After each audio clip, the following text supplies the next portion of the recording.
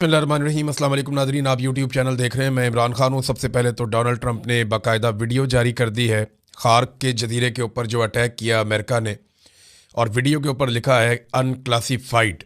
देखें, ये ईरान पे दबाव डालने की एक कोशिश है।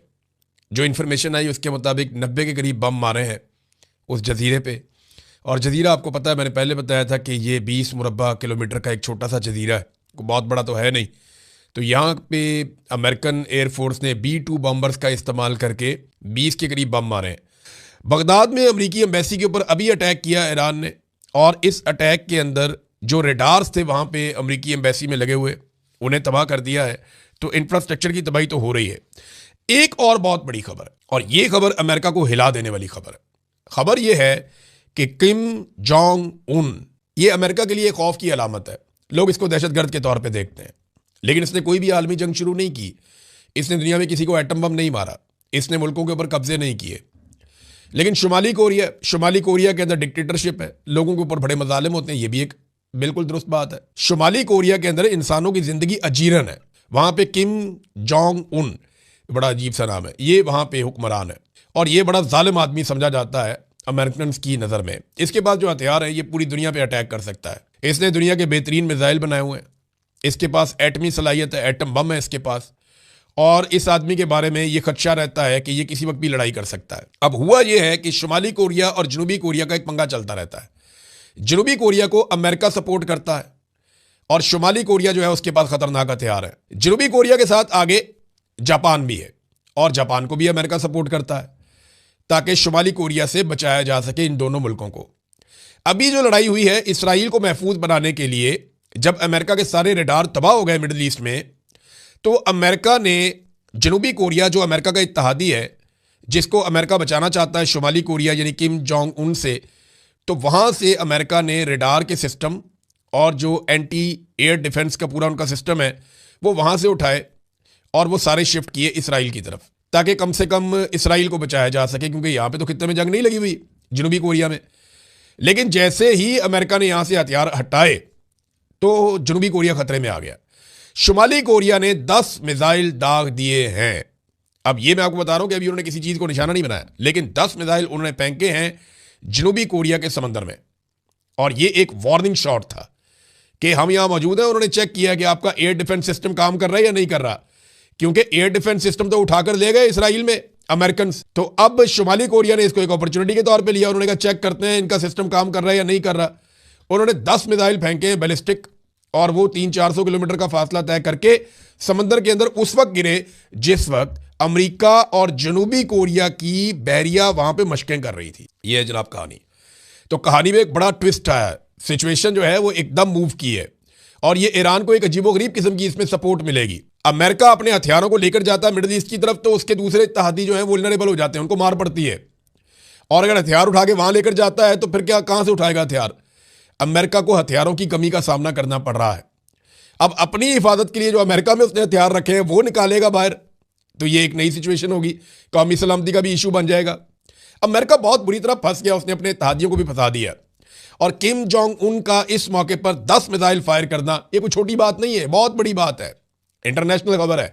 और उस वक्त करना जब अमेरिका और जनूबी कोरिया वहां पे मशकें कर रहे हैं, और अमेरिका अभी हाल ही में वहां से उठाकर एयर डिफेंस का पूरा सिस्टम इसराइल लेकर गया है। ये जनाब एक तरह का ऐलान जंग है किम जोंग उन की तरफ से। अब अमेरिका बिन्नत तरले ही करेगा, अगर यहां पे लड़ाई करेगा तो एक बड़ी नई मुसीबत में फंस जाएगा। एक और चीज, अमेरिका की इकोनॉमी में ना एक बहुत बड़ा किरदार है पेट्रो डॉलर्स का। ये पेट्रो डॉलर्स क्या है? ये एक टर्मिनोलॉजी है जिसको नॉर्मली ओपेक इस्तेमाल करता है। ओपेक एक तंजीम है जो दुनिया में तेल की सप्लाई का काम करती है। ये तय करती है तेल कहाँ जाएगा, कितने का जाएगा, क्या होगा। शुरू में इसमें 5 मुल्क थे, ईरान था, इराक था, सऊदी अरब था, कुवैत था और वेनेजुएला था। 5 मुल्क इसमें शुरू में थे। अब कोई 17 मुल्क है इसके अंदर, लिबिया भी आ गया, अमेरिका, बाकी वो बहुत सारे मुल्क आ गए इसमें। 1974 में अमेरिकी सदर डिक्सन ने एक मुआहदा किया था सऊदी अरब की उस वक्त की हुकूमत के साथ कि आप, क्योंकि उस वक्त अमेरिका बहुत बड़ा बायर था, बहुत बड़ा खरीदार था अमेरिका और यूरोप सऊदी अरब के तेल का, तो इन्होंने मुआहदा किया था कि हम जो भी तेल आपसे खरीदेंगे आपको डॉलर में पेमेंट करेंगे। तो वो डॉलर में पेमेंट करते थे, और इस सारे निज़ाम को ओपेक जो एक तंजीम है वो कंट्रोल करती थी। तो इससे जो कमाई होती थी उसको पेट्रो डॉलर का नाम दिया गया। आहिस्ता आहिस्ता डॉलर एक ऐसी करेंसी बनना शुरू हो गया कि पूरी दुनिया में तेल का कारोबार डॉलर पे चलना शुरू हो गया। और इतना ज़्यादा डॉलर मकबूल हुआ कि आप दुनिया के किसी भी मुल्क में जाएं, आप डॉलर देंगे आपका चल जाएगा। आप चाइनीज़ करेंसी दे दें, जापानी करेंसी दे दें, आप पाकिस्तानी करेंसी दे दें दुनिया के किसी मुल्क में, आप पाउंड दे दें, यूरो दे दें, नहीं चलते वो। यूरोप के अंदर यूरो चलता है, इसी यूरो को आप कहीं एशिया में ले जाए नहीं चलेगा। डॉलर दुनिया के हर मुल्क में एक्सेप्ट किया जाता है, वो एक आलमी करेंसी बन गया पेट्रो डॉलर के जरिए से। यानी दुनिया की पेट्रोलियम मसनूआत की जो एक तरसील है वो डॉलर के जरिए से हो रही थी। फिर आहिस्ता आहिस्ता अमेरिका ने पेट्रोल इंपोर्ट करना कम कर दिया क्योंकि अमेरिका ने खुद अपना पेट्रोल बड़ा बंदोबस्त कर लिया। तो ऐसे में चाइना इस वक्त सबसे बड़ा खरीदार है पेट्रोल का, और रूस एक बहुत बड़ा सेलर है, वो बहुत बड़ी मिकदार में पेट्रोल बेचता है दुनिया को। तो अब ईरान ने एक अजीबोगरीब शर्त रख दी है, और चीन ने और ईरान ने ऐसा लगता है मिलकर अमेरिका को टिकाने लगाने का फैसला कर लिया। शर्त उन्होंने ये रखी है कि जो भी जहाज यहां से महदूद मिकदार में अपना तेल लेकर जाना चाहते हैं अपनी जरूरत के तहत, वो अगर चाइनीज करेंसी के अंदर पेमेंट करते हैं डॉलर की बजाय, तो हम उनके लिए रास्ता देंगे। देखिए, ये जिस वक्त अमेरिकन डॉलर गिरेगा ना, उस वक्त अमेरिका गिर जाएगा। अगर किसी एक चीज ने अमेरिका को सुपर पावर के तौर पे बरकरार रखा हुआ तो उसको डॉलर है, जो पूरी दुनिया में एक्सेप्टेबल करेंसी है। जब मुतबादल करेंसी आ जाएगी चैलेंज करने के लिए, तो फिर वो चैलेंज सिर्फ ये नहीं होगा करेंसी आ गई है, वो नई सुपर पावर आ जाएगी। और इसको तोड़ने के लिए ईरान ने चीन के साथ मिलकर ये शर्त रख दी है कि जनाब, जिन्होंने लेकर जाने हैं यहां से तेल के जहाज, वो एक काम करें, वो डॉलर की बजाय चाइनीज करेंसी के अंदर ले जाए उठा के। देखें, दुनिया के जितने भी मुल्क हैं ना, उनके जो ज़र मुबादला के ज़खायर हैं, जो उन्होंने अपने मुल्कों में कौमी खजाना रखा हुआ, उसमें 60% डॉलर्स हैं। आपने तिजारत करनी हो आपको डॉलर चाहिए होता है, आपने तेल खरीदना हो आपको डॉलर चाहिए होता है, इंपोर्ट एक्सपोर्ट आपको डॉलर चाहिए होता है। तो डॉलर से निकल के जब दूसरी करेंसी में मामला जाएगा ना, तो फिर सुपर पावर का स्टेटस खतरे में पड़ेगा। ये ईरान ने अभी किया है। ये एक आगाज है, एकदम तो नहीं होगा, लेकिन एक आगाज किया है ईरान ने। और इस शर्त से आपको आइडिया हो जाएगा कि ईरान कहां हिट करना चाहता है और ईरान के साथ कौन कौन है। नादरीन, ये जो लड़ाई अमेरिका ने लड़ी है ना, या डोनाल्ड ट्रंप ने जो काम डाल दिया है, ये अमेरिका के गले पड़ेगा और डोनाल्ड ट्रंप बहुत बुरी तरह इसमें फंस जाएगा।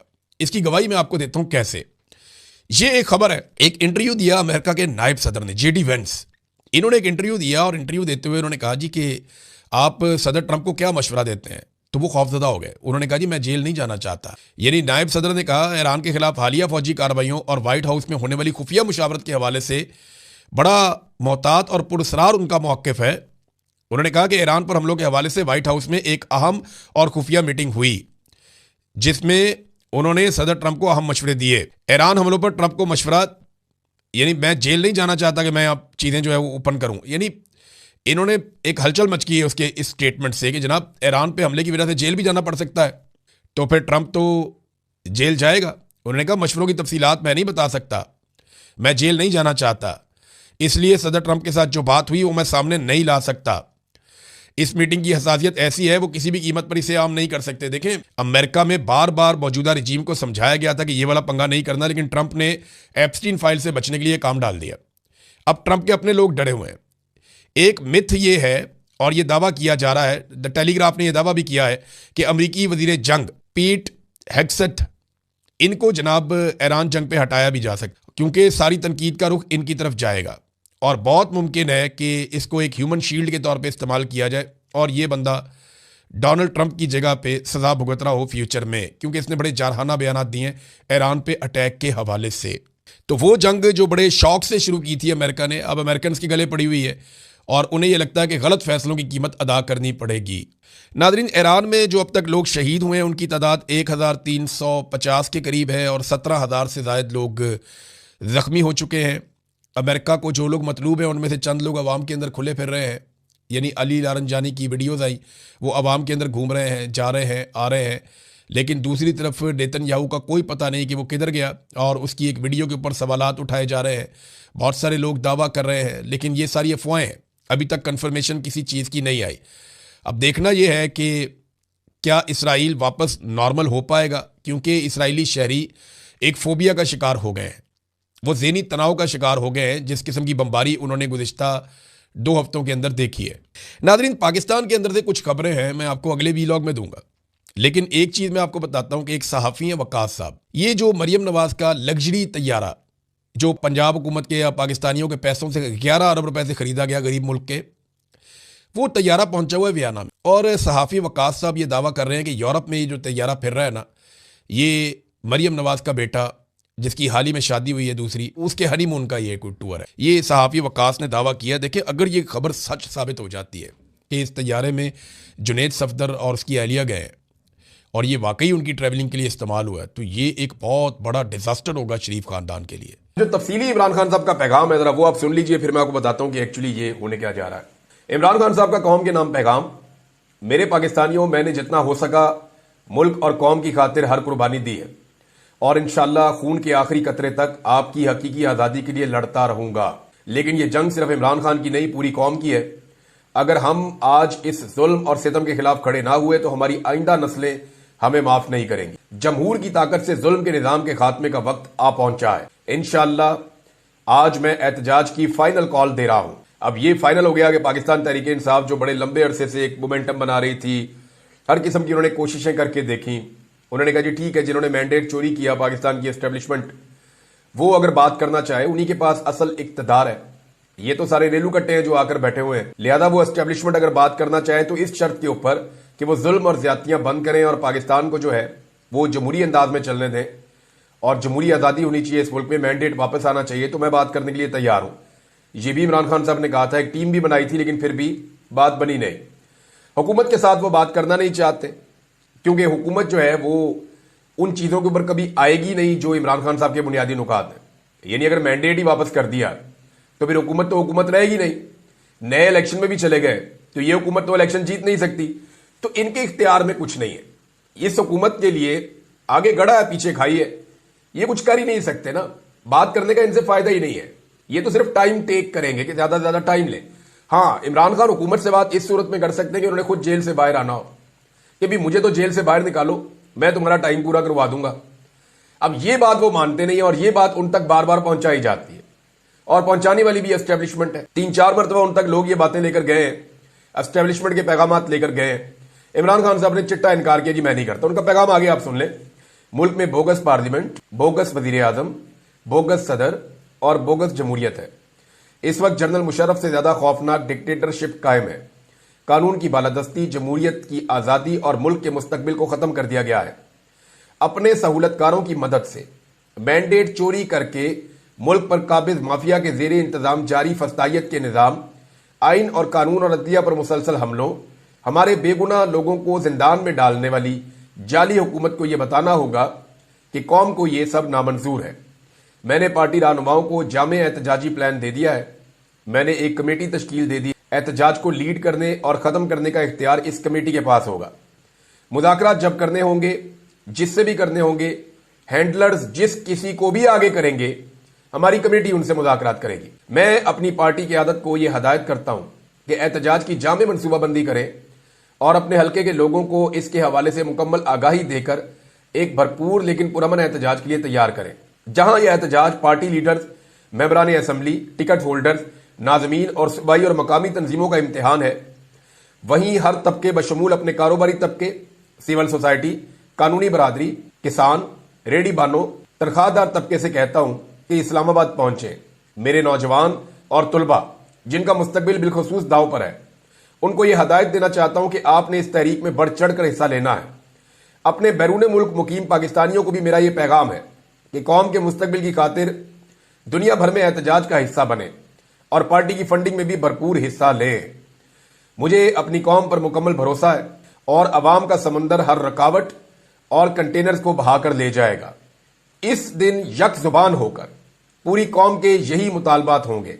आइन को अपनी पुरानी हालत में बहाल किया जाए, चोरी शुदा मैंडेट वापस किया जाए, बगैर ट्रायल जो गिरफ्तार सियासी कैदी हैं उनकी रिहाई हो। मेरे पाकिस्तानियों, अब की बार हमने अपने मुतालबात की मंजूरी तक वापस नहीं लौटना। ये जी इमरान खान साहब का पैगाम है। एक दो तीन चीजें जो उन्होंने इसमें करार दिए, उन्होंने कहा जी ये फाइनल कॉल है, और अगर इमरान खान साहब ने कहा फाइनल कॉल है तो इसका मतलब है कि अब उनके पास और कोई रास्ता बचा नहीं है। सलमान अकरम राजा साहब जो इमरान खान साहब से बार बार मिलते हैं, वो कई मरतबा ये कह चुके हैं कि अब सड़कों के ऊपर फैसला होगा, और इमरान खान साहब भी अब इस बात के ऊपर आमादा दिखाई देते हैं कि अदालतें जो है वो अब बेफायदा हो चुकी हैं, बेअसर हो चुकी हैं। उनके पास इख्तियारात नहीं है। पूरी तरह से हुकूमत ने अदालतों को कंट्रोल कर लिया है। एस्टैब्लिशमेंट और हुकूमत पहले ही मिले हुए हैं, तो निज़ाम में अब इंसाफ की गुंजाइश नहीं है किसी किस्म की भी। और इस वक्त जो आलमी प्रेशर है पाकिस्तान के ऊपर जो लगातार बढ़ता जा रहा है, ऐसे में अगर इमरान खान साहब एक एहतजाजी तहरीक खड़ी कर देते हैं और एक तगड़ी एहतजाजी तहरीक होती है और हुकूमत उसको रोकने के लिए डेफिनेटली ताकत का इस्तेमाल करेगी। स्पेशली आपको पंजाब से ऐसे मनाजिर नजर आएंगे जहां हुकूमत ताकत का बेदरेग इस्तेमाल करेगी। सिंध में आपको ऐसे मनाजिर बहुत नजर आएंगे जहां हुकूमत ताकत का बेदरेग इस्तेमाल करेगी। बलूचिस्तान की गवर्नमेंट भी यही करेगी। तो जब यहां से आपको ताकत का बेदरेग इस्तेमाल नजर आएगा तो ये सारे मनाजिर आलमी सतह पर भी जाएंगे और पाकिस्तान के ऊपर प्रेशर पहले ही बहुत बढ़ रहा है। इस हुकूमत ने अपनी बेवकूफियों से प्रेशर और भी बढ़ा लिया है, तो आने वाले वक्त में लगता है कि यह प्रेशर मजीद बढ़ता चला जाएगा। तो इमरान खान साहब ने कहा इसको फाइनल कॉल। अब अगर ये फाइनल कॉल है तो क्या पाकिस्तान तहरीक इंसाफ के पास ये आखिरी मौका है कि वो इमरान खान साहब को जेल से छुड़ा ले, या वो अपना मैंडेट वापस ले ले, या वो एक ऐसी हुकूमत जिसके पास मैंडेट नहीं है, जो मैंडेट को चोरी करके आके बैठी हुई है, उससे जान छुड़ा ले। तो बज़ाहिर ऐसे दिखाई देता है कि इमरान खान साहब और उनके साथी अब ये समझते हैं कि हर हाल में अब छुटकारा हासिल करना पड़ेगा, क्योंकि देखिए मईशत का तो बेड़ा गर्क हो गया है, मईशत में कुछ बचा नहीं है और आम आदमी के हालात सबके सामने हैं। हर आदमी गुस्से में है और परेशान है, लेकिन लोग अभी तक निकले नहीं है। प्रॉब्लम जो है वो लीडरशिप में आ जाता है। पाकिस्तान तहरीक इंसाफ की लीडरशिप फ्रंट से लीड नहीं कर पा रही। यानी पंजाब के अंदर अब ये फाइनल कॉल है अगर इमरान खान की, तो होना तो ये चाहिए कि वो लोग जो पाकिस्तान में एहतजाज के लिए बंदे इकट्ठे कर सकते हैं और उन्हें कोई इंस्ट्रक्शन भी नहीं है कि वो अपने आप को भी इन मामलों से बाहर रखें,